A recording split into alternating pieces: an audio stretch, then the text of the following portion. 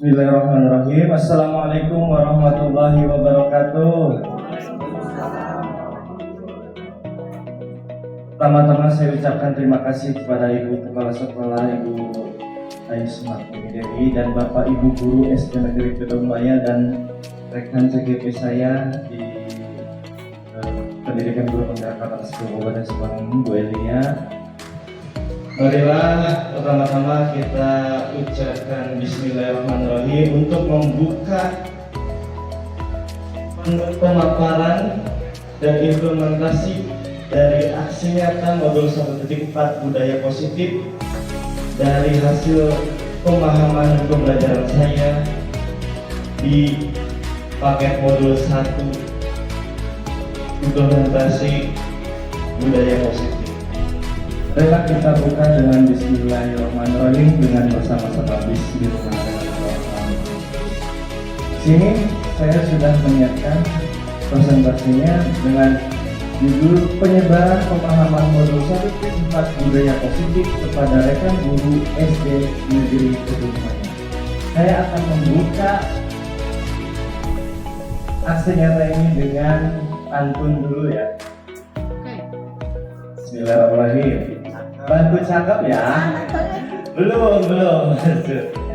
Gubernur datang cari aspirasi. Masyarakat kecil inginkan solusi. Izinkan saya presentasi.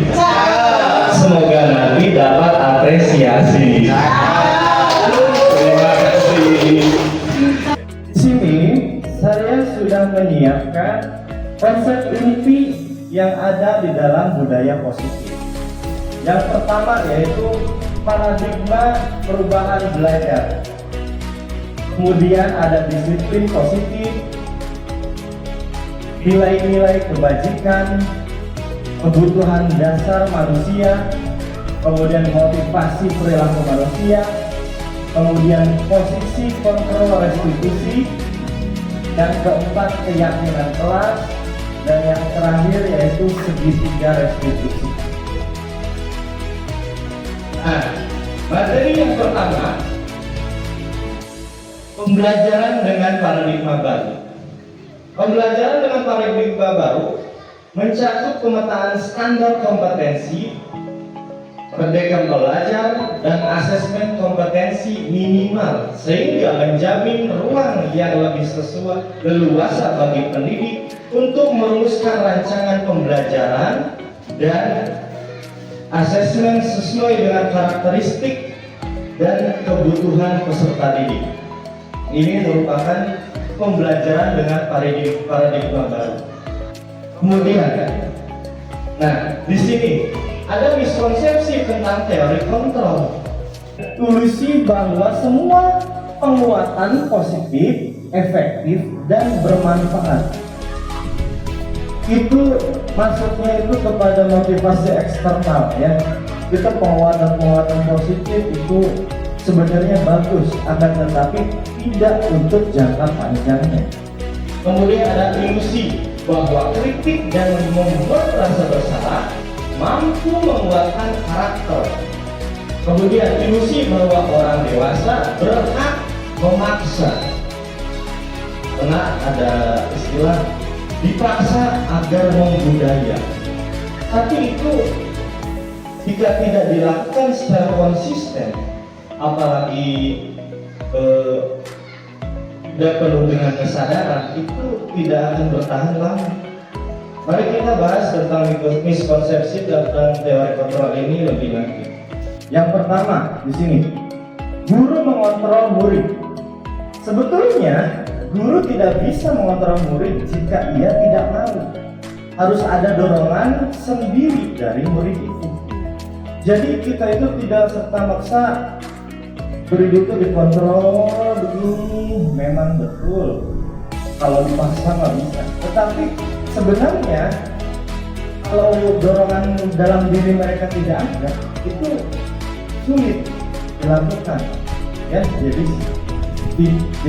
terkesan mereka itu terpaksa. Kemudian yang kedua, penguatan positif, efektif, dan bermanfaat. Semisal rujukan dan nasihat-nasihat. Jika terlalu dalam, murid bisa ketergantungan dan tidak mandiri dalam mengontrol dirinya. Kemarin waktu diskusi, kita sering diskusi ya. Kemarin terakhir dengan Pak Cucu Beko, ada penguatan-penguatan positif berupa reward dan segala macam. Itu sebenarnya baik, tapi sifatnya hanya sementara. Mereka itu termotivasi ketika ada reward tersebut. Tapi jika rewardnya dihilangkan, bisa jadi murid kita itu kurang semangat. Itu. Kemudian kritikan dapat membuat orang merasa bersalah dan dapat menguatkan karakter. Kalaupun kita harus mengeluarkan kritikan, maka kritiklah secukupnya. Dan kritikan tersebut harus membangun, bukan malah membuat murid tidak percaya diri.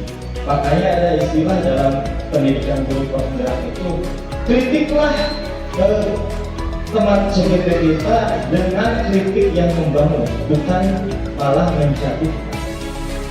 Jadi, apalagi kita di dunia kerja harus perlu saling memotivasi antara rekan sejauh. Kemudian, orang dewasa memiliki hak untuk memaksa. Menentukan pilihan adalah hak masing-masing manusia. Betul tidak, Bapak Ibu? Betul, ya. Jadi memang banyak, apalagi orang tua kadang memaksakan anaknya untuk sesuatu hal yang kurang diminati oleh anak tersebut. Makanya sebaiknya sebagai orang tua yang baik atau sebagai guru yang baik, kita harus mengetahui apa yang murid-murid kita minati, sehingga tidak timbullah perasaan dipaksa. Tuh, tentang miskonsepsi teori kontrol. Jadi kritik-kritik itu kita jangan anti-kritik. Kita harus bangga jika dikritik. Tapi kita melihat kritik itu membangun atau menjatuhkan. Kalau kritik itu menjatuhkan, orang yang memberi kritik itu berarti belum bisa memberikan kritik yang baik terhadap orang lain. Kemudian orang dewasa memiliki hak untuk memaksa. Menentukan pilihan adalah hak masing-masing manusia. Betul tidak, Bapak Ibu? Betul, ya.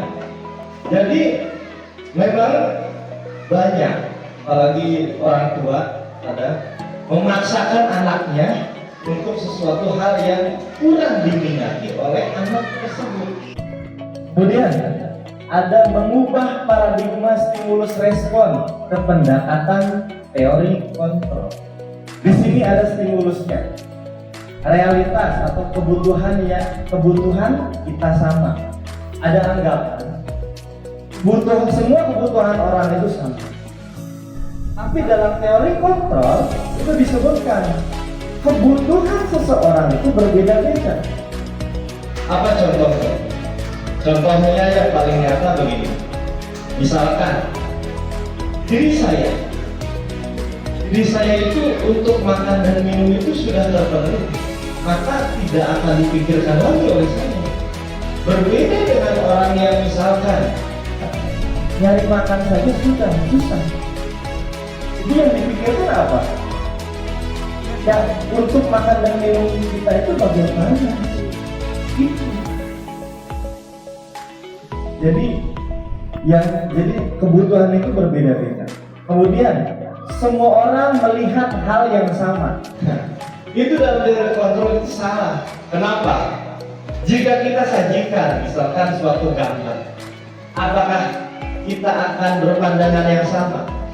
Jika kita melihat suatu video kejadian, misalkan yang lagi rame, kasus Vina Cirebon, nah itu kan pandangan orang berbeda-beda, ya. Makanya setiap orang itu memiliki gambaran yang berbeda-beda terhadap suatu kejadian. Jadi tidak boleh disamaratakan. Kemudian kita mencoba mengubah orang agar berpandangan sama dengan kita. Pasti, apalagi pandangan hidup ya. Pandangan hidup seseorang pasti berbeda dengan orang lain. Kecuali, bahkan kan ada dalam satu keluarga, pandangan hidupnya berbeda-beda. Gitu. Kemudian, orang lain, perilaku buruk dilihat sebagai suatu kesalahan. Dalam teori kontrol, semua perilaku memiliki tujuan. Jadi kalau realitas mah, kalau salah ya udah salah aja. Gitu. Tapi dalam teori kontrol ini adalah timbul begini. Semua perilaku memiliki tujuan. Ada anak, misalkan, anak itu sering bercanda terus. Kita kalau melihat dari realitasnya, itu suatu kesalahan, apalagi dalam belajar. Tapi bisa jadi anak tersebut itu menginginkan perhatian lebih dari teman-teman atau gurunya. Itu pandangan dari teori kontrol. Jadi anak berbuat salah itu harus kita gali dulu. Kenapa anak bisa seperti itu? Kenapa anak gak bisa diam? Kenapa anak pendiam? Begitu. Kemudian orang lain bisa mengontrol saya. Lalu teori kontrol, hanya Anda sendiri yang bisa mengontrol diri Anda.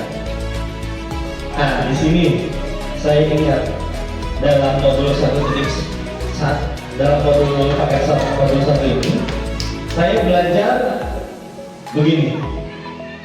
Manusia yang merdeka adalah manusia yang bisa berdiri di atas kakinya sendiri dan pendapatnya sendiri, tidak berketergantungan kepada orang lain. Jadi kalau kita masih dikontrol oleh orang lain, itu sebenarnya kita belum bisa menjadi manusia yang merdeka. Jadi hanya kita yang bisa mengontrol diri kita. Ada misalkan, kan sering saya sendiri saja begini, kadang sholat itu pas waktu, kadang nanti. Itu yang bisa mengontrol itu diri saya sendiri, bukan orang lain. Selanjutnya, materi disiplin positif. Nah, ini yang menarik bagi saya untuk dibahas di SD Negeri Cirebon. Disiplin positif adalah menumbuhkan disiplin yang didorong dalam diri anak tanpa hukuman dan hadiah. Jadi gimana? Dalam menumbuhkan disiplin yang didorong dalam diri anak tanpa hukuman dan hadiah. Kemarin ya sama Pak Cucu sama Bu Eko, kata Pak Cucu mah saya sering memberikan hadiah nih. Itu memang bagus, tetapi hanya bersifat sementara. Bahkan Pak Cucu bilang kalau nggak dikasih hadiah teh kalah kurang semangat kadang-kadang. Nah itu, jadi itu tuh disiplin positifnya itu tidak timbul di dalam dirinya. Contohnya disiplin positif di sekolah bagi siswa ya, datang ke sekolah tepat waktu. Jika anak tidak memiliki kesadaran di dalam dirinya, itu sulit dilakukan, ya. Apalagi kalau nanti kita bahas di materi berikutnya, ya. Untuk takut hukuman dan bagaimana mendapatkan hadiah atas apa yang sudah kita lakukan. Kemudian mengenakan seragam sesuai aturan itu merupakan contoh disiplin positif. Kemudian mengikuti upacara bendera, mengumpulkan tugas tepat waktu, tertib dalam mengikuti pelajaran, kemudian mengantri di lingkungan sekolah, misalkan di toilet ya, mengantri, kemudian merapikan kelas sebelum pulang. Itu disiplin positif contohnya. Dan terakhir, patuh pada tata tertib sekolah. Nah, disiplin positif itu merupakan dari awal mulanya dari sini. ada yang namanya peraturan sekolah. Nah, dari peraturan sekolah ini kita harus bisa merubah peraturan sekolah ini menjadi namanya keyakinan kelas. Jadi di levelnya itu ditingkatkan menjadi keyakinan kelas. Kita sebagai guru harus memiliki dan menyepakati di dalam kelas kita, apalagi kita guru kelas, keyakinan kelas apa yang akan kita jalankan bersama. Nah, dari keyakinan kelas ini, jika bisa dijalankan, akan timbul yang namanya lingkungan yang positif. Jadi dengan menjalankan keyakinan kelas akan membuat lingkungan itu menjadi positif. Dan jika lingkungan itu sudah positif, akan menjadi budaya positif di sekolah. Ini merupakan target kita sebenarnya. Dari peraturan sekolah yang sudah ada, kita buat keyakinan kelas di kelas kita masing-masing. Kemudian ciptakanlah budaya lingkungan positif dan akhirnya membudaya sebagai budaya positif. Lanjut. Nah, ini menarik. Nilai-nilai kebajikan universal.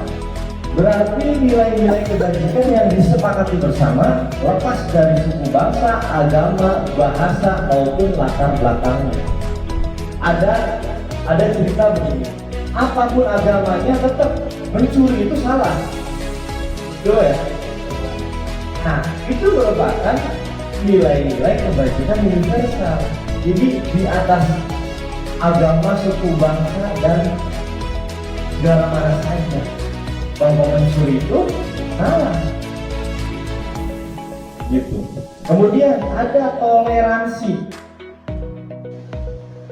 Setiap agama pasti menginginkan pengikut agamanya untuk bertoleran kepada agama lain. Jadi itu kan kebijakan tidak hanya tidak hanya di agama Islam saja, di agama lain juga menjunjung tinggi yang namanya toleransi.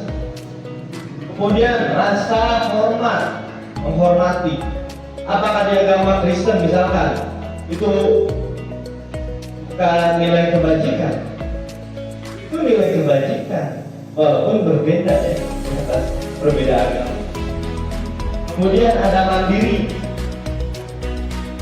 kemudian integritas, ada menghargai, ada antusias, empati, keingintahuan, kreativitas, kerjasama, percaya diri, dan komitmen.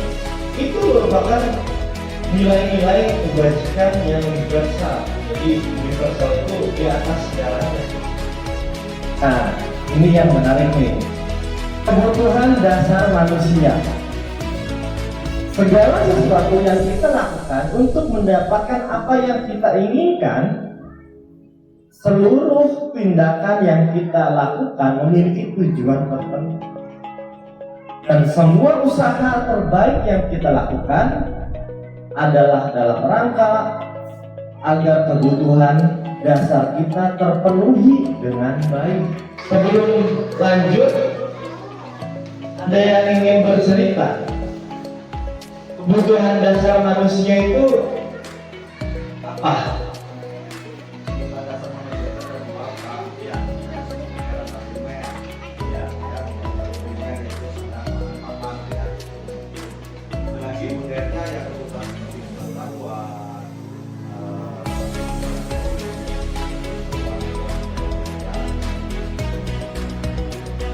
Terima kasih. Memang ya. Nah, kita akan bahas lebih lanjut mengenai kebutuhan dasar manusia yang terutama yang saya pelajari ya dalam pendidikan guru penggerak. Jadi kebutuhan dasar manusia itu ada 5. Nah, yang pertama kebutuhan untuk kebutuhan untuk bertahan hidup. Ini kan merupakan kebutuhan yang paling pokok ya. Makan, minum itu kebutuhan bertahan hidup.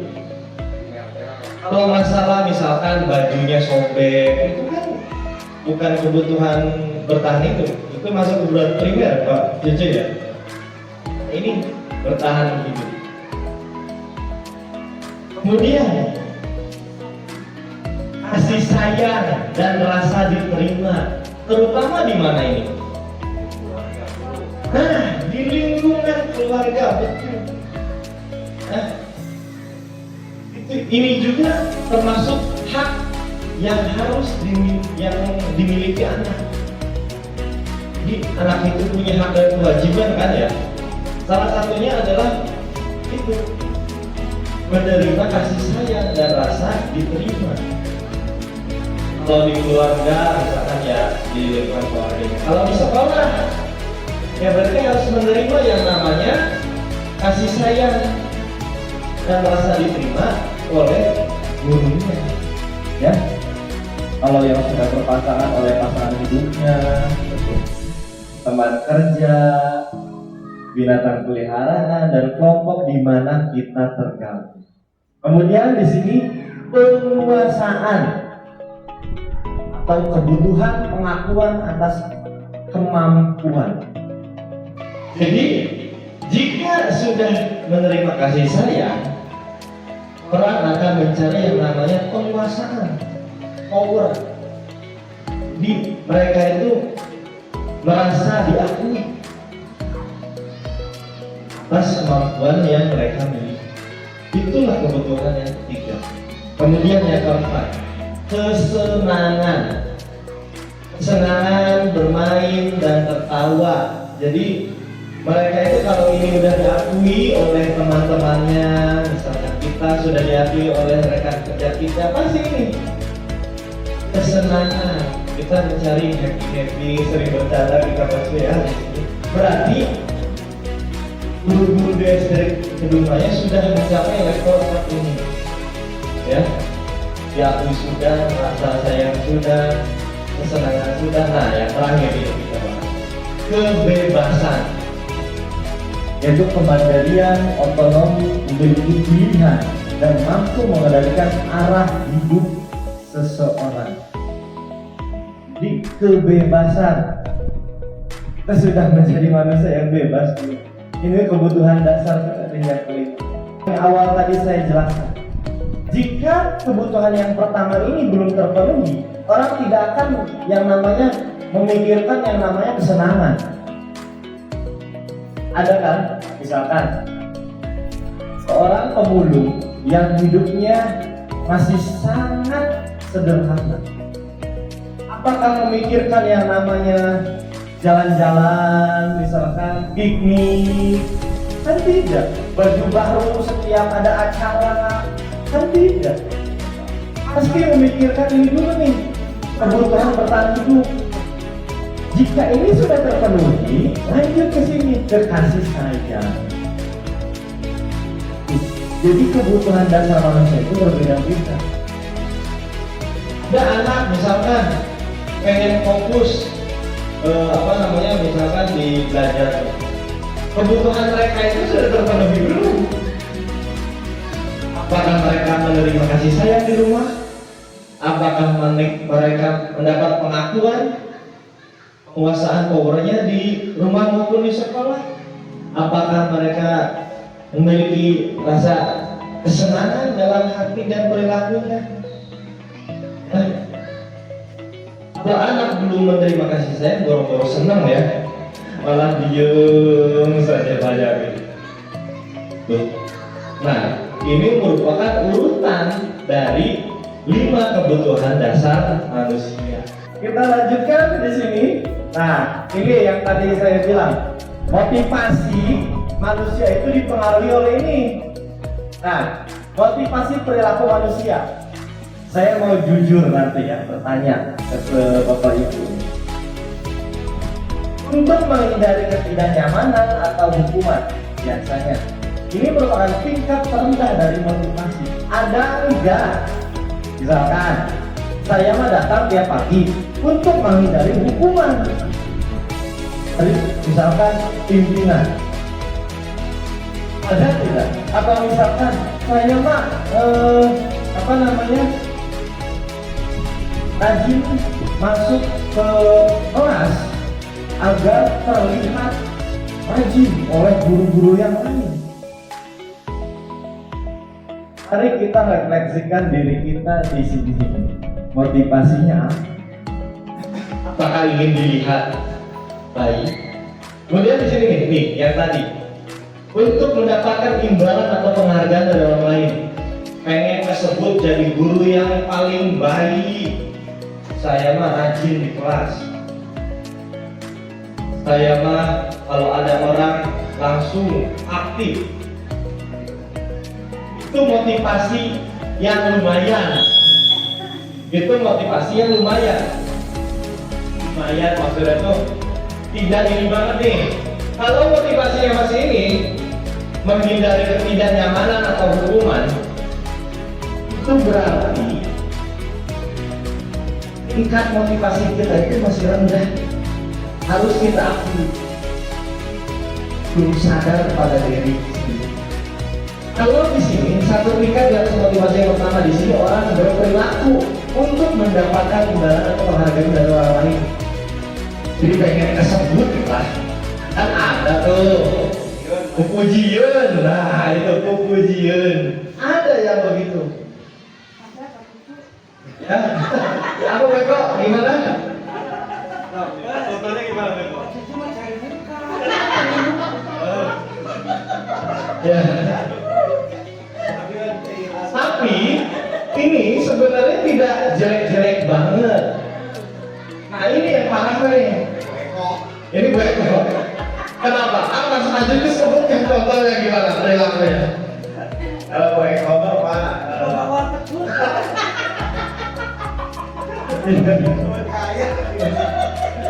Nah, jadi misalkan berangkat sekolah,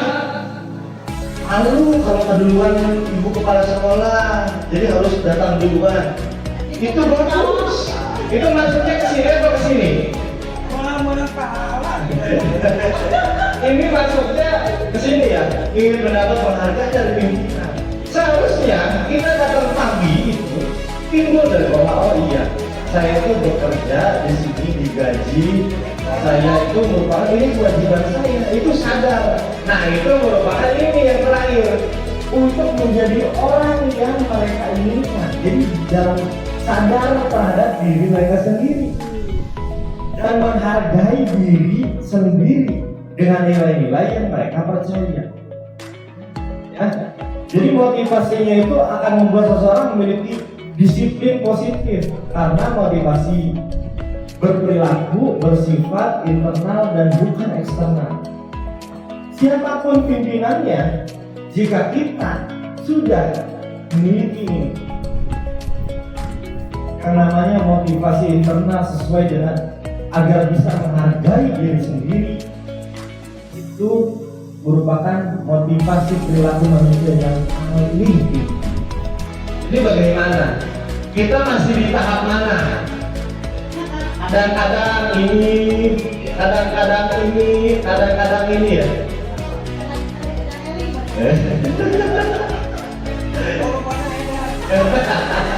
Nah, jadi kita harus menyadari diri. Kalau kita masih ada di tahap ini, ayo sama-sama ditingkatkan. Minimal ke sini. Ya, misalkan kata orang mah cari muka, biarin saja daripada ada yang di sini. Ya, mudah-mudahan dari sini kita bisa budayakan sehingga timbullah rasa kesadaran di dalam diri untuk menjadi pribadi yang menghargai dirinya sendiri. Itu motivasi yang keren. Dimanapun kita bekerja, dimanapun kita ada, ya, siapapun yang menjadi pimpinan kita, kalau kita sudah memiliki motivasi di dalam diri kita sendiri untuk menghargai diri kita, kita akan menjadi pribadi yang disiplin positifnya bagus. Yuk semangat supaya SD Negeri Kelungaya untuk menjadi lebih baik lagi. Amin. Di sini, nah ini ada hukuman, konsekuensi, yang terakhir restitusi. Nah, pasti udah banyak yang senyum-senyum kalau ngomong ini nih, hukuman. Ini, cuy, yang suka hukuman. Oh ini Pak.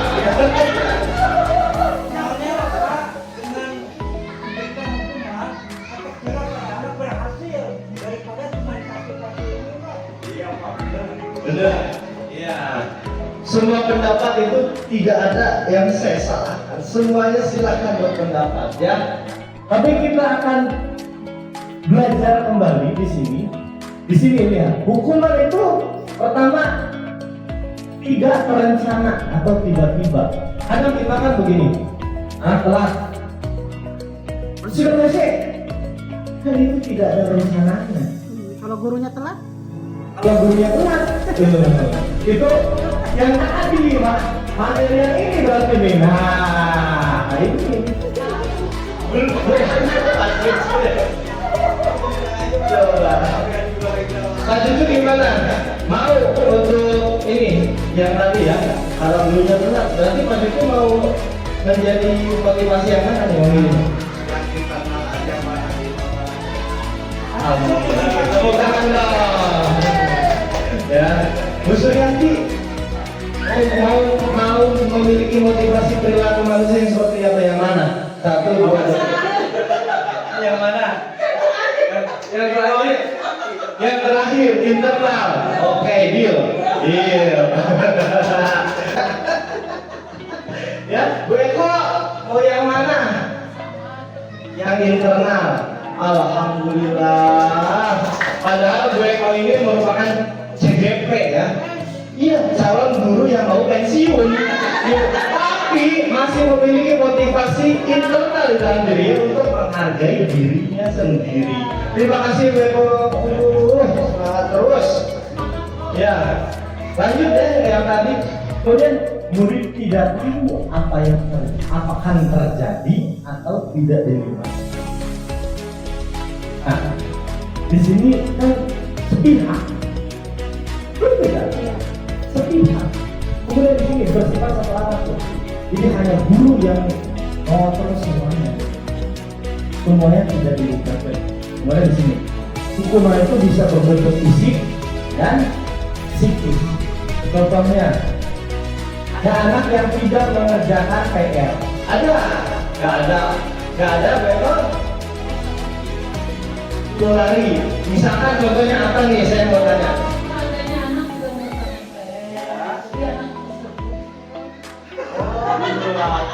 Ya, jadi itu contoh ya dari Bu Eko. Menurut teman-teman nih, itu hukuman atau bukan? Anak tidak mengerjakan PR, kemudian suruh lari di lapangan. Hukuman. Nah, itu tuh sebenarnya tidak ada korelasi ya. PR-nya PR apa Bu Eko? Matematika. Coba di sini. Saya mau tanya nih. PR-nya matematika, tapi anak-anak disuruh lari. Kira-kira ada korelasinya nggak? Tidak tuh menurut Pak Tarsudin. Tidak nyambung. Itu yang salahnya Bu Eko ya. Jadi jika kita memberikan sesuatu hal kepada anak itu harus sesuai korelasinya. Misalkan tidak mengerjakan PR matematika. Yang sesuai apa contohnya coba Bapak Ibu? Itu bisa tepuk tangan buat Tarsudin. Itu sangat kontekstual Pak. Benar. Buang Bu Eko aja. Bu Eko. Ya, ada contoh yang lain? Pada intinya, jika kita memberikan suatu hal, itu harus sesuai, harus berkolerasi dengan apa yang mereka perbuat. Jadi jangan asal gitu. Kemudian konsekuensi di sini, terencana disepakati sesuai peraturan. Nah di sini, ini biasanya saya sering menerapkan pada hari Senin. konsekuensi ini. Murid tetap dibuat tidak nyaman. Di sini jujur, saya itu masih bersikap ini nih, ya, khususnya di hari Senin. Kadang saya melakukan konsekuensi dari murid yang pertama, misalkan tidak memakai atribut saat upacara berdoa. Itu saya melakukan. Jadi setiap habis upacara saya kumpulkan, saya ceritakan bagaimana baiknya, kemudian itu, ya. Nah, ini konsekuensi. Udah bagus belum? Lumayan bagus dibanding ini. Nah, kemudian ada restitusi. Nah, ini merupakan suatu hal yang mestinya dilakukan oleh. Jadi proses menciptakan kondisi bagi murid untuk memperbaiki kesalahannya. Proses kolaboratif yang mengajarkan murid untuk mencari solusi sendiri. Jadi di restitusi ini kita itu mengajarkan kepada anak, yuk nak, dari kondisi tadi itu bagaimana seharusnya kita memperbaikinya. Jadi bicaranya itu seperti itu, bertanyanya itu seperti itu. Misalkan ada anak yang tadi saja ya, tidak mengerjakan PR, misalkan yang dari repot. Kita harusnya tanya dulu, tidak itu bagaimana cara kita memperbaiki kesalahan mereka, sehingga pada akhirnya kita bisa membimbing bagaimana solusi yang baik agar perilaku tersebut tidak terulang kembali. Itu yang sebaiknya dan seharusnya guru lakukan. Bukan asal hukum, hari. Nah, itu kurang bagus gitu. Ya. Apalagi sampai hukuman fisik. Itu sangat tidak baik dilakukan oleh. Tabel perbedaan hukuman, konsekuensi dan restitusi. Nah, di sini hukuman, sesuatu yang menyakitkan harus terjadi. Kita disadari hukuman itu pasti menyakitkan oleh seseorang yang kita hukum. Ya. Misalkan kita itu menghukum, kita itu dihukum oleh orang lain. Kira-kira nyaman tidak? Rasanya tidak nyaman. Dari segi konsekuensi, sesuai sesuatu yang harus terjadi. Di konsekuensi mana? Misalkan jika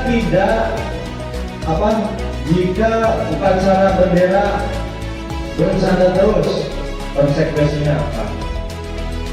Jika tidak mengerjakan PR, konsekuensinya apa? Akibatnya kalau konsekuensinya.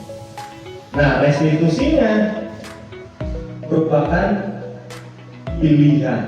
Di sini tidak nyaman untuk murid atau anak untuk jangka waktu panjang. Kalau hukuman itu pasti akan dikenakan.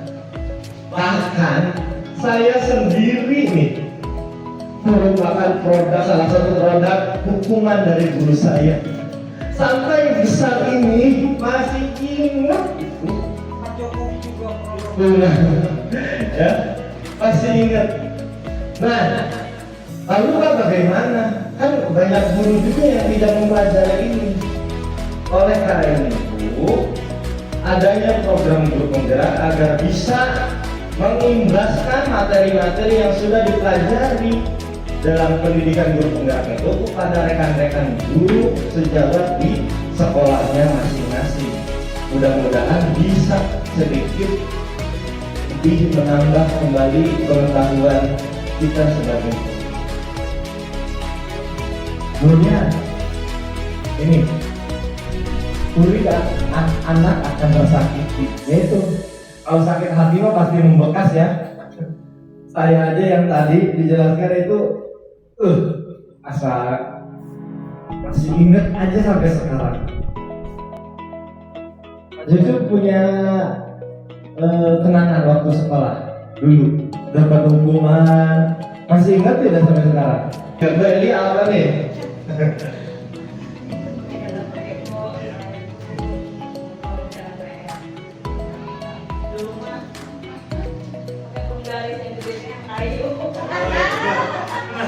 Bu Elia sekarang umur berapa? 40. Sudah sekarang umur 40 tahun masih ingat itu kejadian. Ya, jadi membekas. Gimana Pak Tarsudi?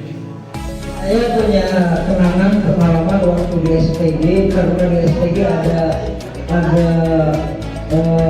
ekstrakurikuler yang harus membawa suling panjang, suling pondok tiap hari harus dibawa seperti seperti orang yang berarti ada bawa suling.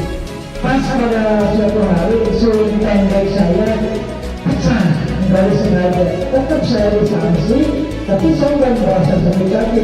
Jadi bangga dengan sanksi itu sehingga bisa membuat saya jadi begini lah. Itu juga Pak Tarsudi, salah satu yang saya tanyakan saat saya sesi elaborasi dengan instruktur kemarin. Ada hukuman itu yang bisa membuat anak itu merasa sadar. Ada juga kebanyakan hukuman itu membekas sehingga menimbulkan sakit hati kepada anak tersebut. Nah, khususnya nih untuk jenjang sekolah dasar, itu kebanyakan anak-anak belum bisa berpikir seperti itu. Saya melihat cerita seperti Pak Tarsudi yang tadi ceritakan, itu saya sadar kalau saya itu mendapat hukuman karena ini itu saat saya SMA. Tapi berbeda jika anak SD, mungkin pemikirannya belum sedewasa anak-anak SMA. Jadi sebisa mungkin kita hindari ini, sebisa mungkin kalau bisa kita lakukan ini.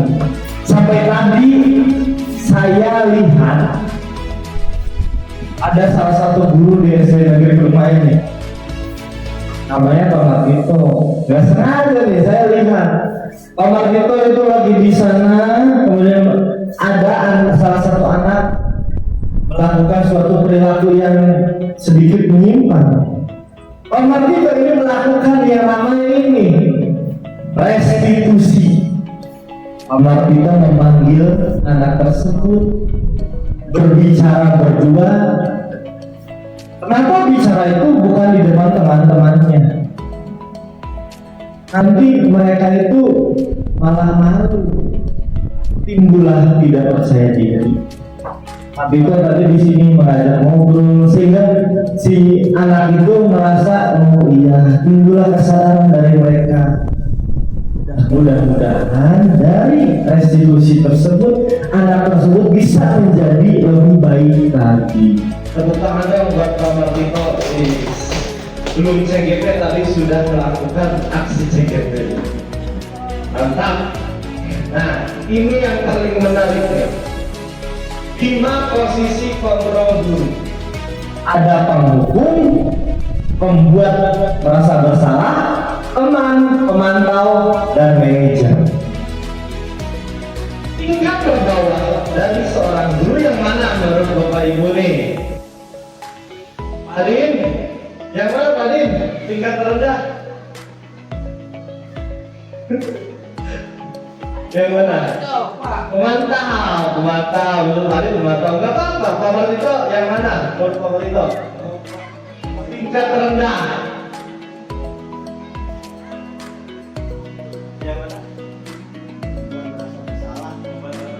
Menurut gue kok yang paling tinggi sekarang tadi terkena yang paling tinggi gue kok yang mana?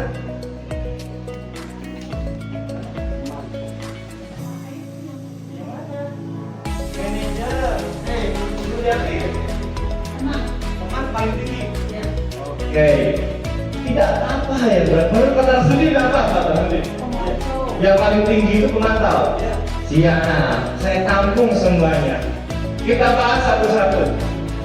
Menurut apa yang saya pahami dan pelajari di dalam pendidikan guru penggerak, 5 posisi kontrol guru yang terendah, yaitu ini pembuku. terendah itu ya. Itu terendah. Jadi kalau ada guru yang kerjanya ngahukum, Pakai tidak panjang. atau pakai itu rotan, awi, nah itu dalam posisi kontrol guru itu terendah. Nah ini sebaiknya kita hilangkan dari diri kita. Karena yang tadi sebelumnya, ya, menghukum itu bisa membuat sakit hati anak, merasa tidak nyaman, membekas di dalam hati. Bahkan beliau teringat dari waktu kecil sampai sekarang umur 40 tahun masih ingat itu kejadian. Nah, kemudian tingkat kedua. Yang kedua yaitu ini, membuat merasa bersalah. Ini sudah lebih baik ketimbang yang namanya penghukum. Karena ini sudah ada tahapan seperti mengidentifikasi kalau dalam suatu masalah. Kemudian ada yang namanya teman. Teman ini maksudnya guru itu sering begini. Nah, kenapa kamu nakal terus, nggak kasihan sama ibu? Siapa yang sering bilang seperti itu? Kok sering bilang seperti itu? Gak terharunya kak ibu? Oh, gampang, aduh, bohong, enggak, tidak, saya percaya Bapak tidak pernah melakukan itu. Ya, ya.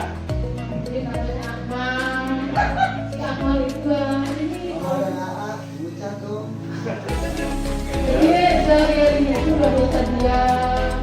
Dan aku dulu jadi kita bayar restoran, Terima kasih Beko, aduh. Nah, itu salah satunya ya. Itu apa?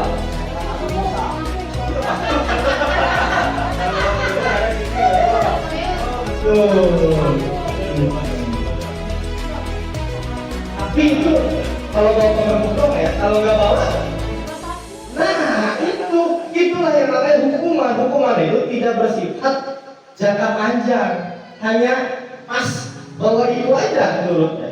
Kalau nggak bawa itu, nggak tahu. Kucingnya doakan. Iya Pak Tasuri, saya jadi ingat waktu ruang kolaborasi ada yang bilang gini, seorang guru ya, pimpinan yayasan bilang gini, jika muridnya itu nakal-nakal, itu berarti ibadahnya kurang bagus Pak Tasuri. Ibadah guru itu kurang, itu ada yang bilang gitu. Iya. Tapi itu sebenarnya kan tidak ada hubungannya ya.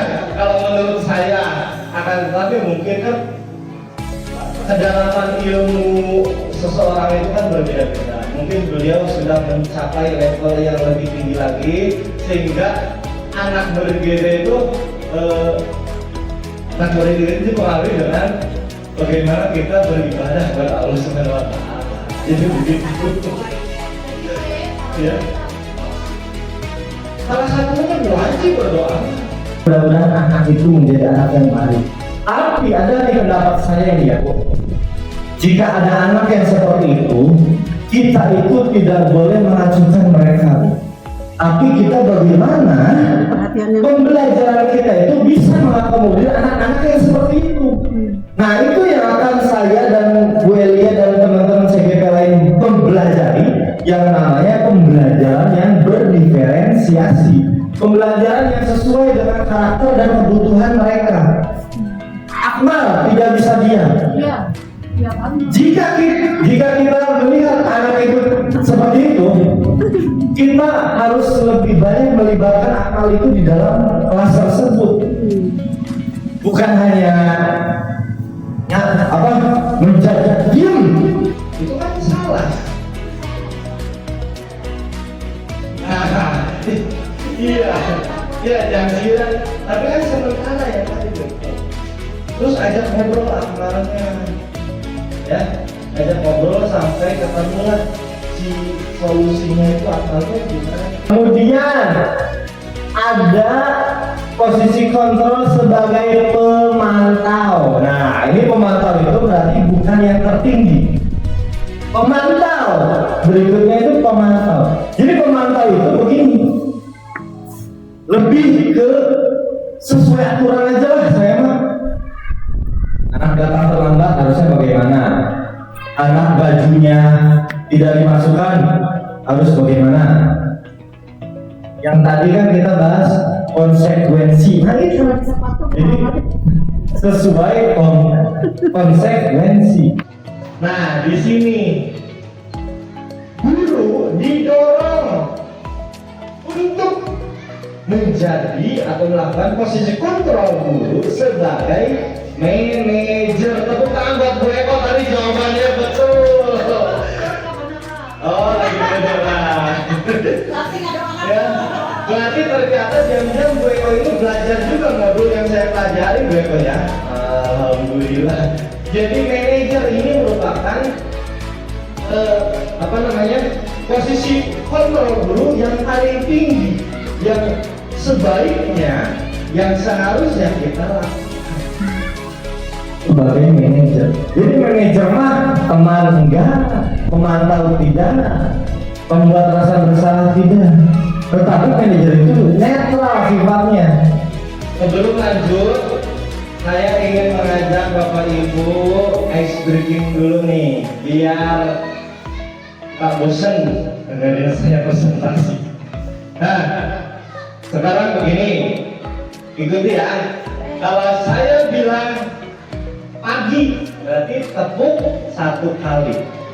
Kok pagi, kok siang, tepuk 2 kali. Kok kalau malam enggak, tapi gini doang. Gak sampai tepuk, gak sampai bunyi. Aduh, yang malam-malam. Iya, gak sampai bunyi. Ya, kita latihan dulu. Pagi, bareng ya. Pagi, siang,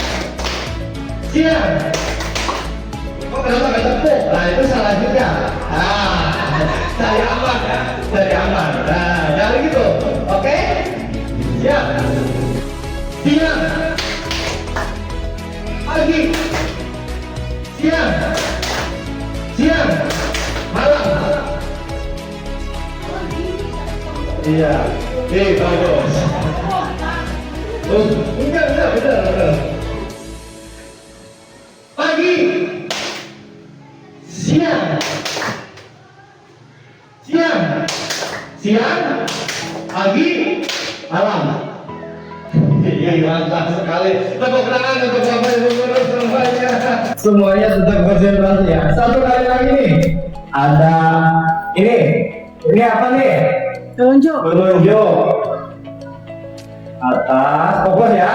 Atas, belok kiri, belok kanan, atas, bawah. Kalau saya tunjuk ini, berarti sebutkan Pipi. ya, kalau saya sebut pipi, tunjuk pipi. Ya, siap? Siap. Pipi.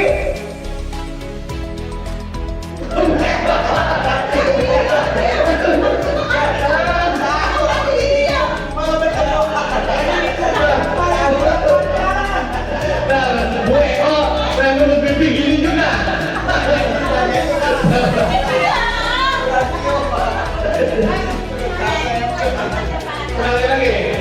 Sekali lagi kita ulangi ya. Bibir. Kepala.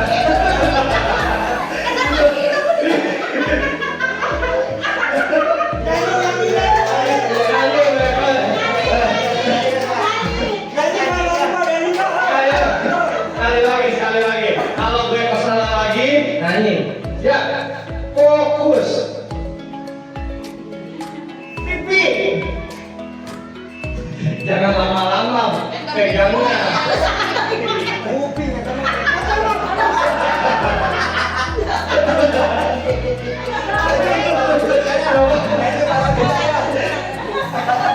Coba minum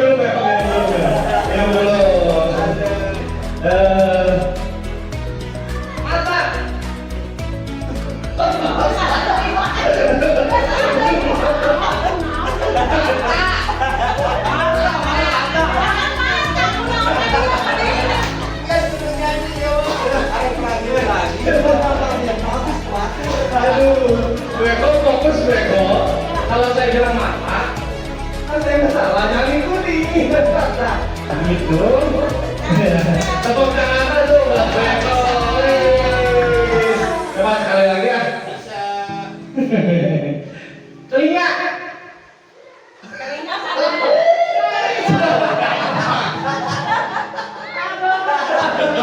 Aduh pusing. Aduh. Pusing Beko. Sekali lagi, siap sekali lagi. Waduh, siap. Siap, siap. Telinga.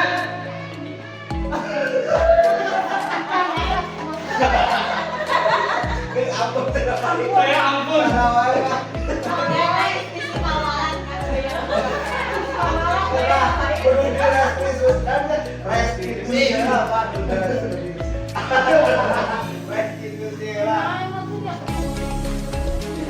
Jangan lihat Pak Iskandarnya, jangan ucapan Pak Iskandarnya.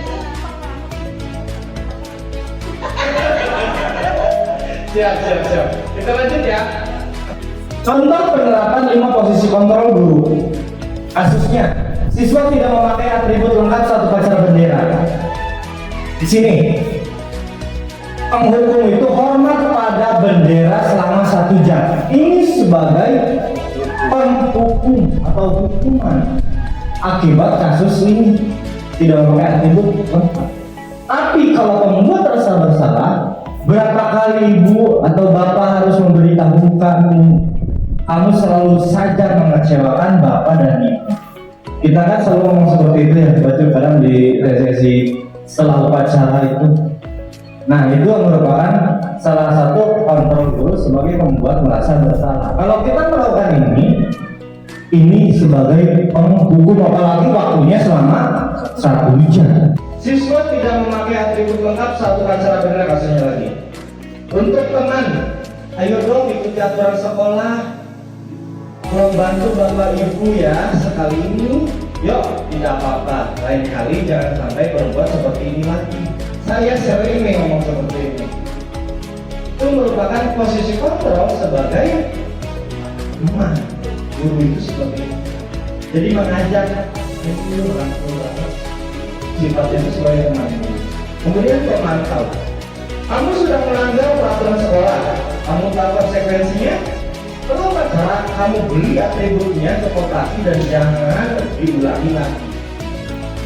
Yang terakhir, sebagai manajer, apakah kamu tahu apa kesalahanmu? Jadi kita tuh tanya, coba bapak ibu sekarang di sini ibu kumpulkan, tahu nggak kesalahannya apa? Ditanya dulu, sehingga mereka itu bisa bercerita atas apa yang sudah mereka lakukan.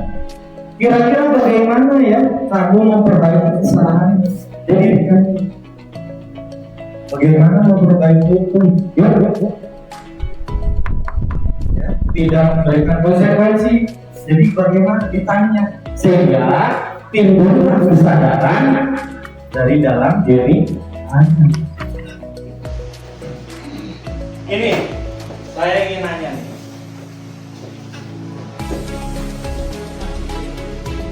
Posisi kontrol apakah aku? Nah, yang mau mencoba jawab silakan ajukan tangan ya. Tapi harus ada alasannya. Saya kecewa sekali dengan kamu. Kira-kira ini apa? Posisi kontrol dulu sebagai apa? Teman, membuat merasa bersalah atau penghukum? Penghukum. Menurut Pak Cucu penghukum. Kenapa Pak Cucu? Karena anak langsung itu punya kesalahan gitu kan ya. Yang lain, Suryati apa? Penghukum. Bu Eko? Itu ibu itu. Bu Elia apa? Membuat merasa bersalah. Bu Eko apa?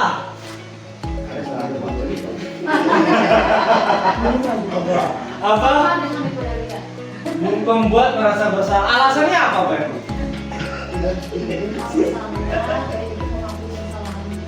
Mengakui kesalahannya. Bukan. Pak Tito, apa nih? Saya kecewa sekali dengan kamu. Itu masuk kemana? Penghukum, pembuat yang merasa bersalah atau teman? Teman. Yang betul itu jawaban Bu Eko dan Bu Elia. Tepuk tangan dulu.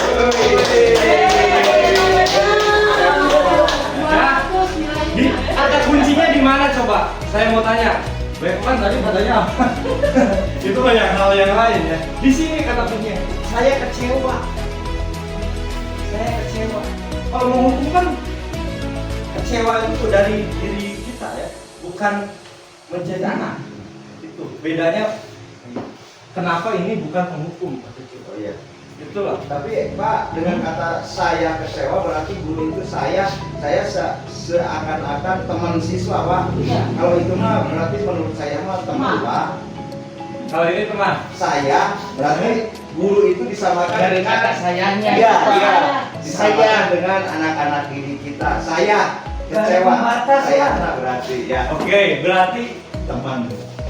kalau kalimat ini diperpanjang, Ya. mungkin bisa terlihat lebih jelas ya, apakah ini teman atau pembuat merasa bersalah. Ya. Ya, biasanya kalau teman ini ada kalimat ajakannya terakhirnya. Oh. Saya kecewa sekali dengan kamu. Yo harusnya itu gini dia. Itu kan teman. Tapi kalau pembuat merasa bersalah cuman begini saja. Saya kecewa dengan yang kamu lakukan. Itu ya yang menurut pemahaman saya itu. Jadi pembuat merasa bersalah dan teman itu bedanya.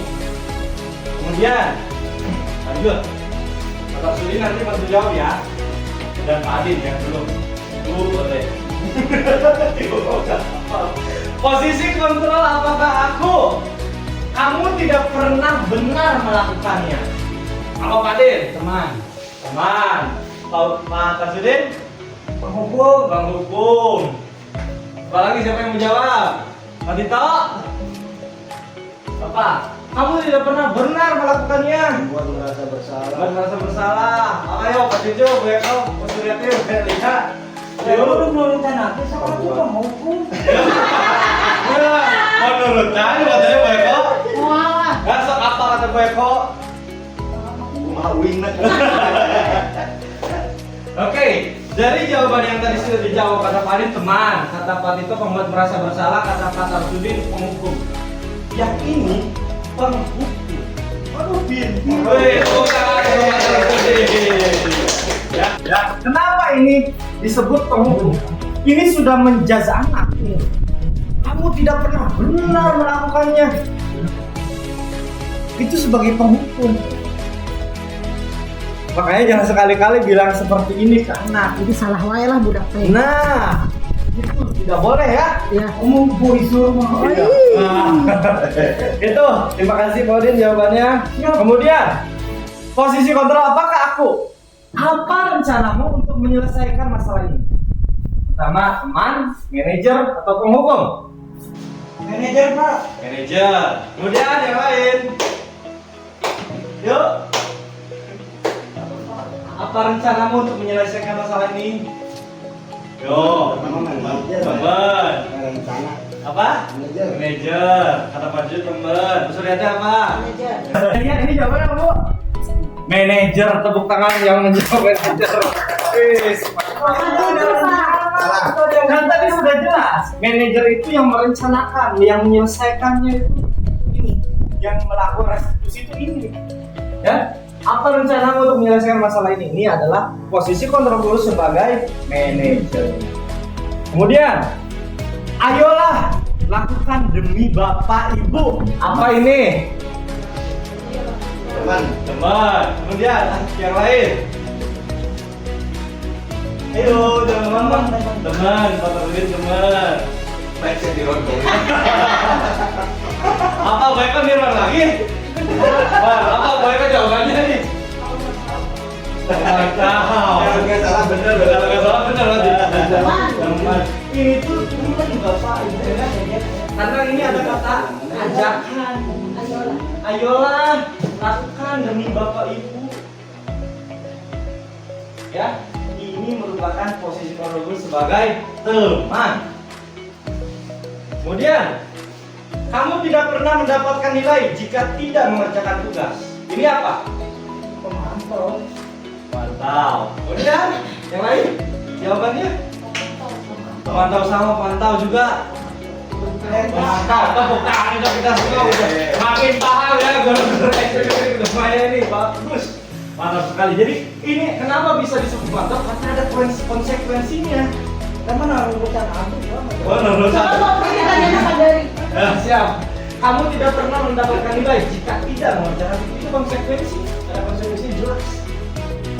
Nah, di sini kita akan membahas yang namanya keyakinan kelas. Mengapa keyakinan kelas?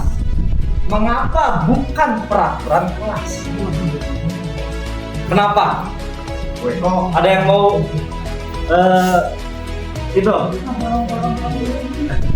Ada yang mau menjawab? Apa bedanya nih? Kenapa enggak peraturan kelas? Kenapa harus keyakinan kelas? Peraturan kelas itu keyakinan kelas itu lebih memahami, anak-anak lebih memahami daripada peraturan kelas. Jadi udah menjiwai lah gitu, peraturan kelasnya itu udah masuk ke jiwa anak-anak, cuma keyakinan kelas. Yang lain? Supaya terciptanya pembelajaran yang kondusif. Mantap, sangat. Apa nih? Kita kan bahas budaya positif Aldin ya waktu PMM ya. Sertifikat itu kita membuat keyakinan kelas. Apa nih keyakinan kelas? Kenapa bukan? mundutan hari katanya. Nah, karena peraturan kelas mah biasanya dibuat sepihak oleh guru saja. Ini peraturannya. Adik, ketik. Kalau keyakinan kelas yang tadi Pak Tarsudin dan Pak Cucus bilang, jawab ya. Jadi keyakinan kelas itu timbul dari dalam diri siswa. Oh iya, datang itu misalkan harus tepat waktu. Belajar itu harus kondusif. Harus mengerjakan PR, itu keyakinan kelas. Nah, keyakinan kelas itu harus melibatkan semua warga yang ada. Minimal di kelas itu. Jadi bukan keyakinan guru, namanya juga keyakinan kelas. Nah inilah bersifatnya itu abstrak, berupa pernyataan universal yang tadi kita bahas, dibuat dalam pernyataan positif ya, bukan negatif. Awas, sedikit saja, jadi gak usah panjang kali lebar itu keyakinan kelas. Kemudian sesuai dengan kondisi kelas dan sekolah sehingga mudah diterapkan. Kemudian semua warga sekolah atau kelas dilibatkan saat membuat keyakinan kelas yang tadi Pak Tarsudin bilang. Jadi ada kolaborasi, dilibatkan semuanya dalam pembentukan keyakinan kelas. Nah, di sini langkah-langkah pembuatan keyakinan kelas. Saya harapkan yang belum memiliki keyakinan kelas atau membuat keyakinan kelas, setelah saya mendiseminasikan materi budaya positif ini, kita bisa sama-sama membuat keyakinan kelas bersama-sama di kelasnya masing-masing bersama dengan ini. Yang pertama, guru menjelaskan terlebih dahulu apa itu keyakinan kelas serta manfaatnya dari keyakinan kelas. Jadi keyakinan kelas itu merupakan kesepakatan bersama dari apa yang ada di dalam diri kita untuk kebaikan kelas tersebut, sehingga terciptalah kelas yang kondusif yang tadi kita sudah. Kemudian guru memberikan kesempatan kepada siswa untuk mengajukan pertanyaan mengenai keyakinan kelas jika belum paham. Tuh, jadi kalau belum paham kita jelaskan lagi. Kemudian guru membagikan sticky note warna-warna kepada siswa untuk membuat keyakinan kelas yang diinginkan siswa. Misalkan kita buat seperti yang waktu kemarin saya buat, kertas, kemudian kertas sticky note yang warna-warni. Saya itu pengennya seperti ini, kemudian tempel. Nah nanti jika ada anak yang melanggar, kita yakinkan lagi dengan keyakinan kelas yang sudah Jadi kita tidak memaksa ya sifatnya, karena apa? Itu merupakan keyakinan kelas bersama, keyakinan bersama yang sudah disepakati. Itu. Ya. Nah ini merupakan contoh yang keyakinan kelas yang sudah saya buat. waktu saya mengerjakan aksi nyata pada platform Merdeka Mengajar di salah satu topik yaitu disiplin positif. Ada beberapa guru di sini juga yang sudah mengerjakan ya, bahkan sudah mengerjakan. Ini merupakan contoh keyakinan kelasnya. Nah, ini merupakan dokumen bahwa semua warga kelas itu dilibatkan dalam membuat keyakinan. Jadi kalau ada yang melanggar itu, kamu udah tanda tangan, ini keyakinan kelasnya, kenapa melakukannya, kita lakukan restitusi pada akhirnya, sehingga membuat keyakinan mereka timbul kembali. Oh iya, gitu. Lanjut, materi yang terakhir yaitu segitiga restitusi. Ini menarik ya. Proses menciptakan kondisi bagi peserta didik untuk memperbaiki kesalahan mereka, sehingga mereka bisa kembali pada kelompok mereka dan karakternya lebih kuat. Jadi kalau melanggar keyakinan mereka dikuatkan kembali dengan segitiga restitusi ini. Yang pertama itu langkahnya ada ini, menstabilkan identitas. Jadi buat anak itu merasa nyaman. Jadi, nah, ini contohnya, ini penjelasan lebih detailnya. Berdasarkan prinsip membuat kesalahan adalah bagian dari proses pembelajaran. Berbuat salah itu wajar. Ini contoh kalimat-kalimat menstabilkan identitas. Ibu bapak juga pernah melakukan itu. Ibu bapak tidak mencari siapa yang salah. Kamu berhak merasa begitu. Itu merupakan contoh menstabilkan identitas. Kemudian validasi tindakan yang salah.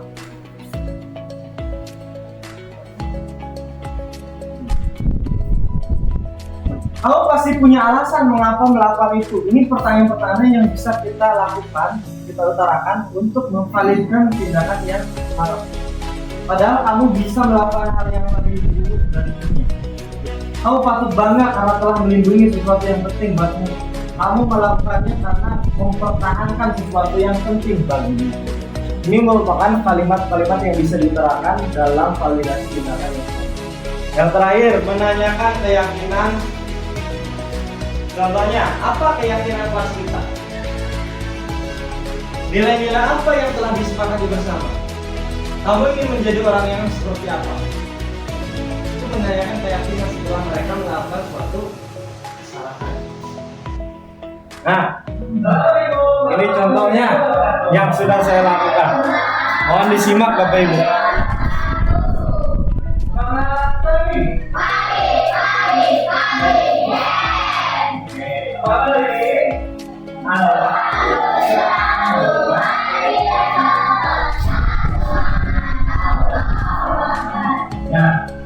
Kembali lagi bertemu dengan Bapak ini hari Selasa tanggal 20 Juni.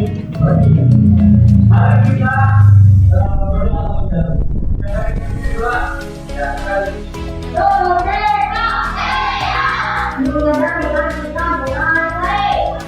ini saya sudah masuk ke pembelajaran, sudah mulai membahas tugas yang kemarin sebelumnya sudah diberikan, dan ada 3 anak ini dalam cerita ini belum datang.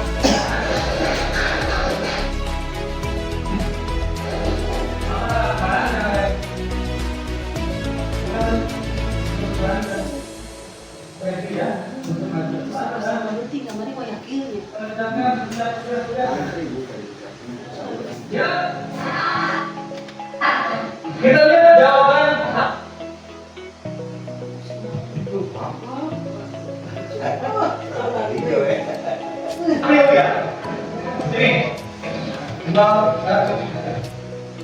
Ya, ini jawabannya betul.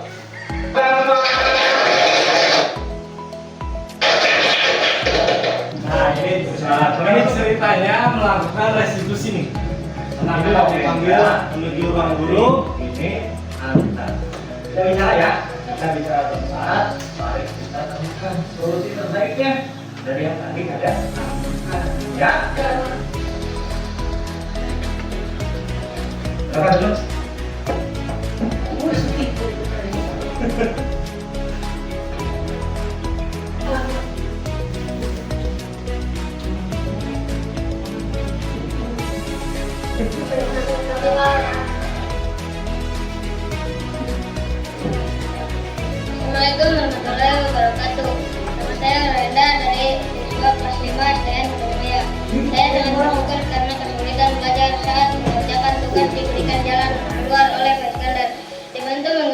percaya diri dan mandiri sehingga tidak terlambat lagi untuk membuka tugas dan masuk ruangan kelas tepat waktu. Assalamualaikum warahmatullahi wabarakatuh.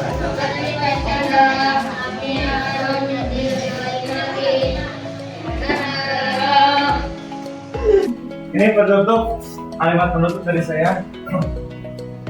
Dalam penerapan program disiplin positif hendaknya guru memiliki standar kepribadian profesional dan sosial yang baik, di mana guru mampu merefleksi dirinya dalam posisi kontrol tadi. Bagaimana perjalanan dirinya sebagai among atau manajer yang menuntun murid-muridnya menjadi insan yang mandiri, merdeka, dan bertanggung jawab. Ini sesuai standar nasional pendidikan. Sekarang saya ingin Bapak Ibu menuliskan umpan balik dari atas apa yang telah saya lakukan lewat pemaparan, pemahaman, dan berbagi aksi nyata modul 1.4 budaya positif.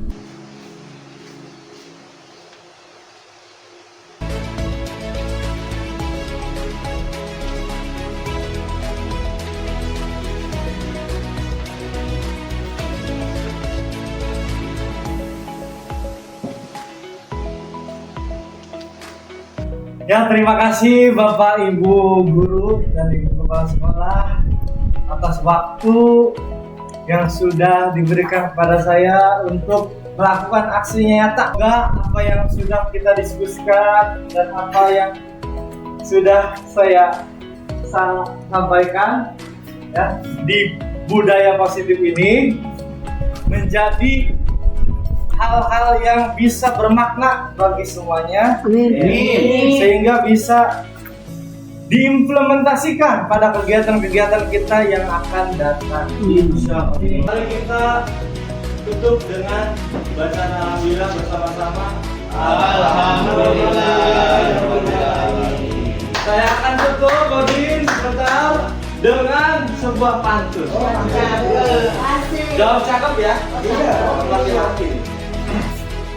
Jalan-jalan ke Surabaya. Jangan lupa beli alpukat. Demikian presentasi saya. Semoga bisa bermanfaat. Terima kasih. Wassalamualaikum warahmatullahi wabarakatuh. Beriman, bertakwa, berakhlak mulia, berkebinekaan